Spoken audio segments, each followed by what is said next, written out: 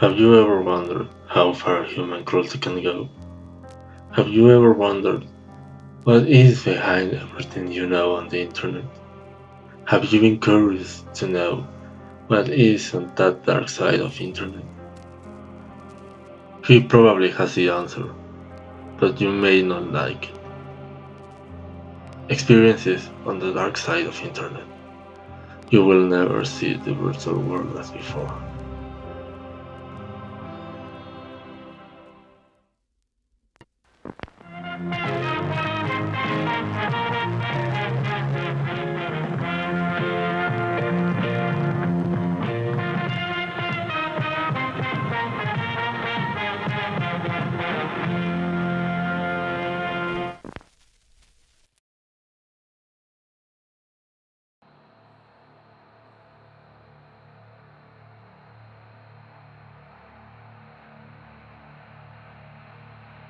Los asesinos seriales. Los monstruos de la vida real. Aquellas personas que no temieron en quitarle la vida a gente inocente, ya sea para poder sentir poderío, por placer, y otras muchas otras razones. El tema de los asesinos seriales es bastante amplio. Es un mundo que está lleno de sangre, horror, violencia, y en muchas otras ocasiones está llena de misterio, coraje y preguntas sin resolver. El tema de los asesinos seriales es tanto intrigante como interesante, pues muchos de estos asesinos ocultan tras de sus crímenes historias de violencia, traumas, y muchas otras cosas más que los llevaron a cometer estos horrendos crímenes, mientras que, por otro lado, es también un tema que puede dejar perplejo a más de uno con los actos que estas personas llegaron a hacer. Como todos sabrán, en el mundo no hay país o región que no se salve de tener por lo menos a un asesino serial en su historia, y el caso de México no es la excepción. En este capítulo del mes de la explotación, les traigo 4 historias de asesinos seriales de México, unos más conocidos que otros, y unos más infames que otros. Antes de continuar, les aviso que aquí no se hablará de crímenes de Estado ni ninguna de esas cosas, puesto a que me quiero centrar en aquellas personas comunes y corrientes que llevaron a cabo el acto del asesinato, y que no necesariamente tienen que estar vinculados al mundo de la política mexicana. También aviso que la gran mayoría de la información que se presenta aquí proviene de la página de Escrito con Sangre, un gran sitio para todo aquel que quiera leer sobre asesinos seriales, casos sin resolver y demás. Así que, sin más demoras, bienvenidos al tercer capítulo del mes de la explotación. Esto es, 4 asesinos seriales de México.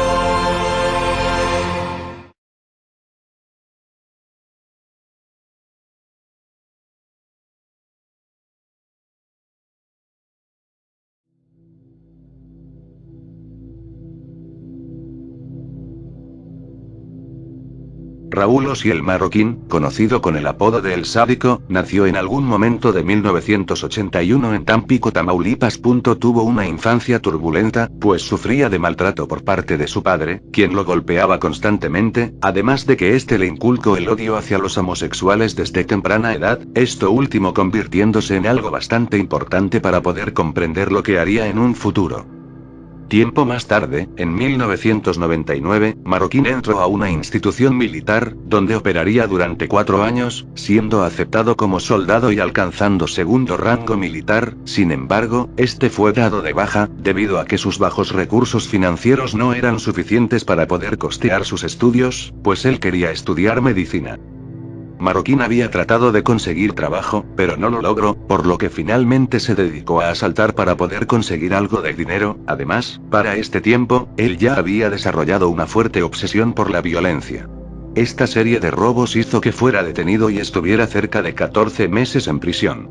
Al salir de ahí, Marroquín volvió por un tiempo a su ciudad, pero no pasó mucho tiempo para que decidiera mudarse a ese entonces Distrito Federal, en donde su carrera criminal comenzaría en serio.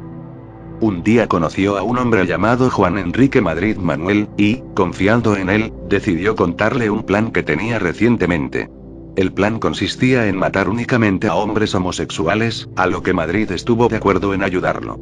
Sin embargo, Manuel le dio otra idea a Raúl, y esa era que se harán los asesinatos como forma de obtener beneficio monetario. Esto lo conseguiría secuestrado a las víctimas, torturándolas y llamando a sus familiares para que, a cambio de una suma de dinero, los liberaran. Marroquín no dudó dos veces y aceptó la propuesta de su ya cómplice. En los meses posteriores, Madrid y Raúl raptaban a varios hombres homosexuales. Esto lo conseguían ya que Marroquín iba principalmente a zonas donde ellos se reunían más, en especial la conocida zona rosa de la Ciudad de México. Ahí, Raúl hablaba con un hombre y fingía que éste estaba enamorado de él, a lo que finalmente éste lo invitaba a su apartamento, donde el cómplice esperaba, y una vez llegaba, ambos asesinos comenzaban a torturar a su víctima. Lo amordazaban y le hacían quién sabe cuántas cosas. Después de un tiempo, estos llamaban a la familia de la víctima, alegando cierta cantidad de dinero a cambio de la vida de su familiar secuestrado. Al entregar la cantidad, estos no cumplían su promesa y mataban a la víctima, sin antes torturarlas un poco más, poniendo una bolsa en su cabeza y dejándolo semi-inconsciente, repitiendo esto una y otra vez hasta matarlo. Después, en muchas ocasiones, Marroquín cortaba en cachos los cuerpos. Ambos tenían una preferencia hacia aquellos hombres que tuvieran más dinero, pues si en cambio la víctima no tenía muchos recursos monetarios, estos le dejaban ir. De igual forma, una de las cosas que hacía Raúl antes de deshacerse de los cadáveres era guardar las credenciales de elector, esto como una especie de trofeo que le hacía sentirse orgulloso de su acto. Por otro lado, los cuerpos los dejaban en diferentes lados, desde una estación de metro hasta en cuartos de moteles. Marroquín y Madrid no mataron a todas las personas que secuestraron, pues, por ejemplo, a un hombre de nombre Juan lo dejaron libre después de que estos pidieran cerca de 15.000 pesos por el rescate. Sin embargo, estos lo amenazaron con matarlo si le revelaba a la policía algo.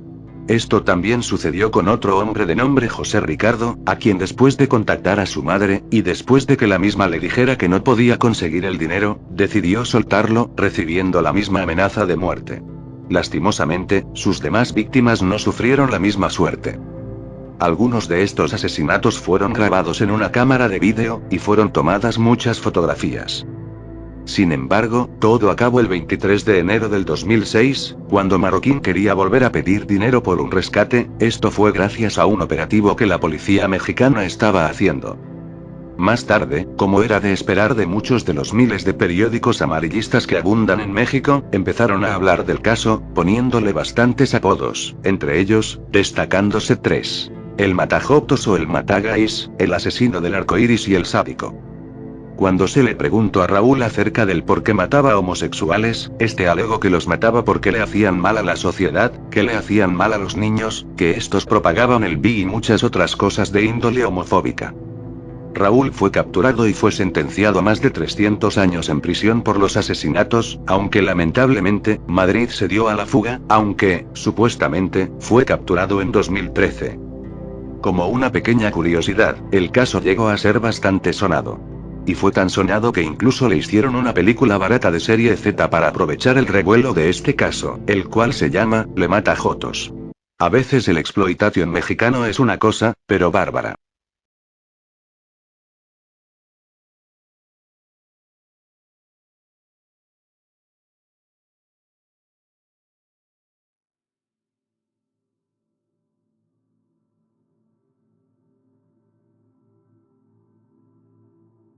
La historia que presentaré en este puesto es pequeña, pero es una historia hasta cierto punto triste y llena de coraje. Pancho Valentino era el nombre de un luchador mexicano nacido en Pachuca, Hidalgo, en algún momento de 1919. Él, desde que era niño, tenía el sueño de convertirse en un torero, aunque, supuestamente por el amor que le tenía a pelearse o algo así, decidió que era una mejor opción ser un luchador profesional. Según un periódico, Los Valentino no era buen luchador, pues los movimientos que ésta hacía en el ring eran bastante torpes. Aún así, esto no impidió que Valentino se hiciera de una pequeña fama, la cual fue creciendo con el tiempo. Sin embargo, Pancho era un hombre bastante singular, pues en su carrera ya había sido encarcelado bastantes veces por cosas como el ataque a una mujer, trata de blancas y muchas otras cosas que se cuentan cometió.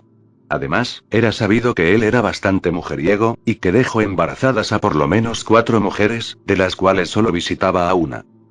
Sus constantes problemas con la ley hicieron que a Pancho se le retirara el título de luchador profesional, y del mismo modo, empezaba a tener problemas económicos, algo que no le gustaba para nada. En la cárcel conoció a dos presos quienes se convertirían en amigos suyos. El primero era Pedro Vallejo, conocido también como el México, y el segundo era Rubén Castañeda Ramos, el boxeador. También conoció a un torero de nombre Ricardo Barbosa, el novillero, quien le contó un secreto. Él tenía un amigo sacerdote, quien aseguraba tenía una gran fortuna de alrededor de 2 millones guardados en la iglesia donde residía. Al oír esto, Valentino formuló un plan, el cual consistía en ir a la iglesia donde estaba el padre, de nombre José Moya, torturarlo para que les diera la ubicación de su fortuna y robársela. Este plan no lo iba a ejecutar solo, pues iba a recibir ayuda de sus tres mejores amigos, el México, el boxeador y otro preso conocido como el Chundo, claro, con la ayuda intelectual de su gran amigo el novillero, a quien en realidad se le atribuye la creación del plan. Una vez que salieron de la cárcel de Lecumberri, el Chundo se dispuso a ir a la iglesia frecuentemente, esto para ganarse la confianza de un perro que el padre José tenía para salvaguardar la iglesia, dándole dulces y otros premios. El plan finalmente dio marcha el 10 de enero de 1957. Lo ocurrido esa noche se cuenta de distintas maneras, así que, para fines informativos, voy a decir un poco de ambas versiones. Era de noche, y los cuatro implicados iban en un auto Boeing 1950 color mamey, partiendo de una colonia en Tepito, dirigiéndose a la iglesia de Nuestra Señora de Fátima. Una vez ahí, el Chundo, quien ya tenía la confianza del perro, le dio un trozo de carne envenenado para matarlo. Una vez que el perro murió, los cuatro se dirigieron a la iglesia, donde se encontraron al padre. A primera versión dice que cuando se encontraron al padre, los cuatro hombres lo atacaron, amordazándolo y torturándolo para que éste hablara y diera la ubicación de los 2 millones de pesos, y que después de mucho tiempo, Valentino, desesperado, le aplicó un candado de lucha y le quitó la vida, por desfigurarle el rostro y matarlo, mientras que otra versión de los hechos, si bien es bastante similar, afirma que lo que en realidad pasó fue que al inicio, para aprensarlo, Valentino le aplicó una llave de lucha, y, segundos después, el México sostuvo de los brazos al cura y de ahí empezó la tortura, y que al no recibir una respuesta, Valentino se desesperó y lo golpeó varias veces hasta desfigurarlo, y cuando estaban atándolo de las manos y los pies, ya se habían dado cuenta de que estaba muerto. Lo cierto aquí es que después de que el cura falleciera, los cuatro hombres se dispusieron a robar el botín, del cual no obtuvieron nada, más que nada porque no lograron encontrarlo. Al final, lo único que lograron llevarse fueron unas urnas de oro y algunas limosnas, las cuales costaban aproximadamente 4.000 pesos, con lo cual se conformaron y escaparon. Más adelante, se dieron cuenta que el padre al que habían matado no era el que estaban buscando, y que en realidad era un ayudante de origen español llamado Juan Fullana Taberner. La policía ya estaba detrás de ellos, en especial detrás de Valentino.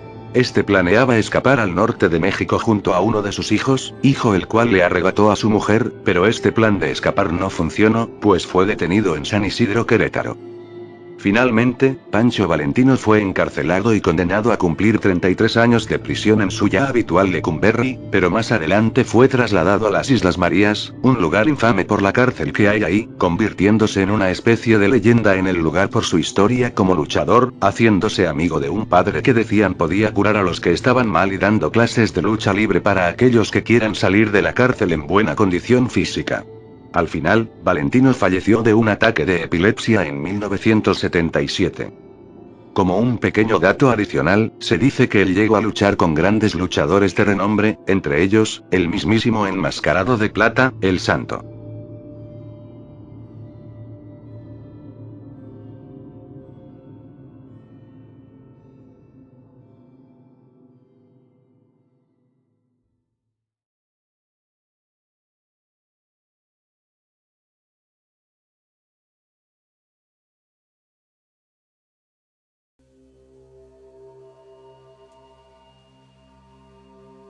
Esta historia comienza con dos nombres: Santos y Cayetano Hernández.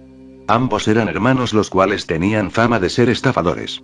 Entre finales de 1962 y principios de 1963, ambos hermanos viajaron por el norte del país hasta toparse con un pequeño pueblo marginado de Jalisco llamado La Hierbabuena, en donde habitaban 50 personas, y en donde la mayor parte de sus habitantes era analfabeta.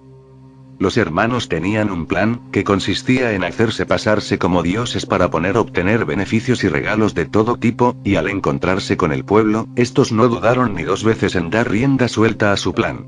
Ambos se presentaron como la reencarnación de los dioses incas, los cuales, si les ofrecían alabanza, a cambio les darían la ubicación de un enorme tesoro que compartirían con todos los pueblerinos de la región. Estos se lo creyeron, y terminaron por hacer una pequeña secta donde los regalos y otras cosas eran bastante comunes, llegando incluso a pedir sexo tanto con hombres como con mujeres, y en donde las drogas, en especial la marihuana, abundaba, todo esto haciéndose en una cueva. Sin embargo, pasado el tiempo, los habitantes del pueblo se estaban dando cuenta de que los supuestos dioses, por más reverencia que les hacían, no decían la ubicación del supuesto tesoro, por lo que protestaron. A los hermanos se les ocurrió otra idea, y esa era ir por prostitutas a Monterrey, y hacerlas pasar como diosas. Llegando a la ciudad, y buscando prostitutas, se encontraron con una llamada Magdalena Solís. Magdalena de día de hoy sigue siendo un misterio, puesto que no se sabe mucho de su pasado.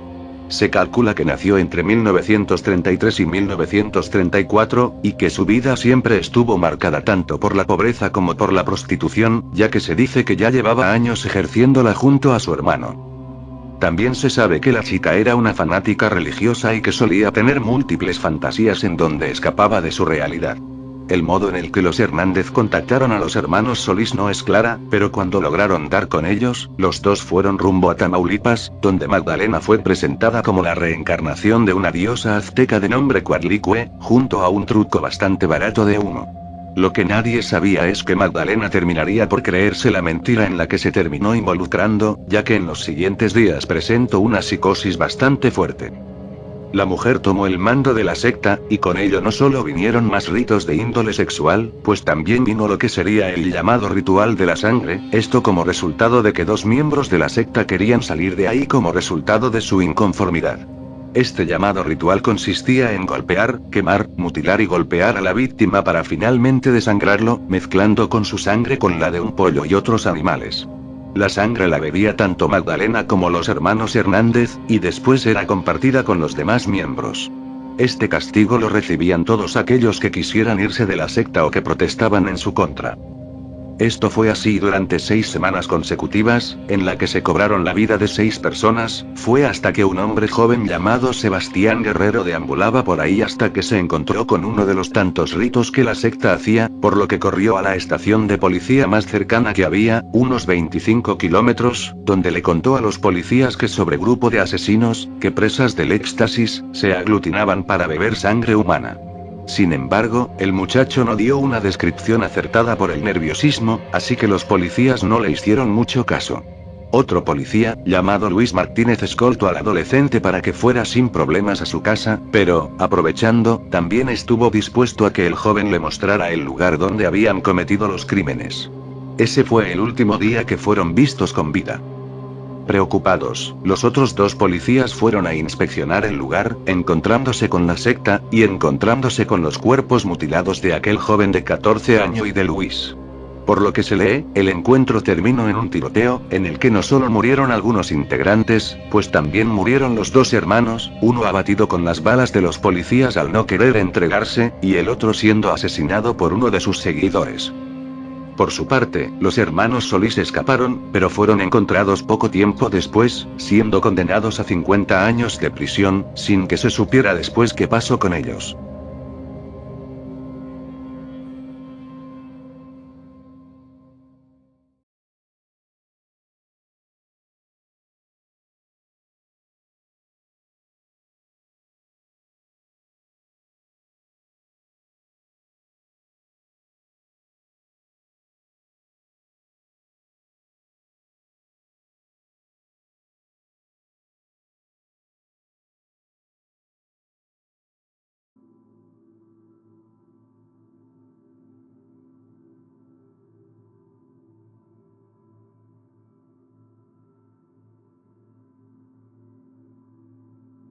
Este es probablemente uno de los casos más infames con lo que me he topado en la historia criminal de México. Gregorio Cárdenas nació en la Ciudad de México en 1915. Su infancia estuvo marcada por 2 cosas. La primera tuvo una relación bastante cercana a su madre, quien fuese una persona que lo reprimió sexualmente hasta su adolescencia, y lo segundo fue su comportamiento, el cual tenía patrones característicos de un futuro asesino serial, entre ellas su crueldad hacia los animales. Este comportamiento se debía a que, cuando era niño, sufría de un daño neurológico debido a que padecía de encefalitis. Muy a pesar de estas características, Goyo se destacaba por poseer un alto coeficiente intelectual y por ser un hombre bastante culto, que leía y gustaba de cosas como la poesía, la ópera y de tocar el piano. Años más tarde, Goyo decidió estudiar ciencias, campo en donde destacó mucho, y en el que recibió la propuesta de tener una beca por parte de Pemex. Mientras estudiaba, Goyo se destacaba no solo por ser un alumno brillante, pues también era un alumno muy tímido y que casi no hablaba. También, en su casa, ubicada en Tacuba, tenía un laboratorio donde seguía con sus estudios. Gregorio inició sus asesinatos el 15 de agosto de 1942, cuando asesinó a María de los Ángeles González, una prostituta de 16 años que había sostenido relaciones sexuales con Cárdenas hasta que decidió ir al baño, momento en el que él agarró un cordón y la estranguló, cuyo cuerpo enterró en el patio trasero de su casa. Este modus operandi lo repitió con otras 3 prostitutas más, muchas de ellas, si no es que todas, siendo menores de edad, colocando los cuerpos en distintos puntos de la ciudad, y con una víctima cuya identidad aún no ha sido identificada, aunque por un momento se creyó que la chica era una de nombre Raquel González León, aunque un mes después apareció con vida. Sus crímenes concluyeron con el asesinato de Graciela Arias Ábalos, una compañera suya quien había rechazado su propuesta de ser su novia, y a quien golpeó violentamente en su auto hasta matarla. Poco tiempo después, a petición del propio Goyo, su madre lo internó en un psiquiátrico ubicado en Tacubaya con la excusa de que él había perdido por completo la razón, en donde fue interrogado más tarde por el asesinato de Graciela. Cuando la policía estaba inspeccionando su casa, se encontraron con un pie en estado de descomposición, confirmando que Cárdenas era un asesino. Más adelante, él mismo confesaría los asesinatos a través de un manuscrito que él mismo hizo, el cual es descrito como si fuera una novela policíaca. Cuando se dio a conocer el caso, tanto los medios como la gente enloquecieron, en especial los primeros, ya que la noticia de que un asesino de mujeres había sido capturado estuvo en la primera plana de muchos periódicos, desde aquellos que se pueden decir confiables, como aquellos que se dedican más que nada al sensacionalismo y amarillismo. Durante su juicio, él se declaró culpable y fue internado en primera instancia en el reclusorio de Lecumberri, pero más tarde fue trasladado al conocido psiquiátrico de la Castañeda, en donde sufrió de cosas como electrochoques, y en donde alguna vez se escapó, aunque después de 20 días fue capturado nuevamente, alegando que estaba de vacaciones y que no se había escapado, para después ser devuelto a Lecumberri en 1948. En su instancia en el psiquiátrico, de la nada, Goyo empezó a tener una actitud diferente, pues disfrutaba de su estancia, e incluso era un tipo mucho más carismático. En su instancia en Lecumberri, se casó, e hizo actividades como ser el dueño de una revista, tocaba el piano, y muchas otras cosas más, y hasta escribió bastantes libros. No fue hasta el año de 1976 cuando el presidente Luis Echeverría Álvarez, viendo que Goyo era una especie de celebridad, y haciendo caso a los familiares de este, decidió indultar al asesino, el cual dejó la cárcel ese mismo año, alegando que se había curado. Este recibió un especial televisado en donde estuvo presente el ese entonces presidente de México, dándose lugar en la mismísima Cámara de Diputados, en donde Cárdenas alegaba que se había curado totalmente. Tiempo más tarde, continuó sus estudios en química, escribió una tesis con la cual obtuvo la titulación, y más tarde fue a Los Ángeles, donde fallecería el 2 de agosto de 1999. El estatus de celebridad que dije anteriormente, se lo ganó a pulso, puesto que su figura inspiró bastantes cosas, desde canciones y radionovelas hasta películas, una de ellas siendo una película pornográfica que circulaba de manera clandestina en donde se relataban sus supuestas orgías, y la segunda siendo uno de los filmes más conocidos del notable director chileno nacionalizado francés Alejandro Jodorowsky, con su filme Santa Sangre, estrenada en 1989, inspirando incluso pinturas. Vaya, y yo quejándome y asustándome de que Japón glorificaba y hacía famosos a asesinos, y resulta que aquí hubo uno que hasta canciones y películas le dedicaron, y hasta políticos estuvieron involucrados. A veces no entiendo nada a la gente. Pero bueno, ¿ya qué puedo hacer?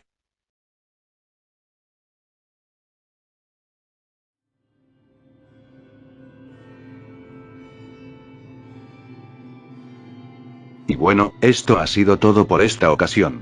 Recuerden que, si les ha gustado, puedes darle like, y si quieres puedes suscribirte para ver más vídeos así. Tampoco olvides poner tu opinión en la caja de comentarios, ni tampoco olvides seguirme en mi página de Facebook.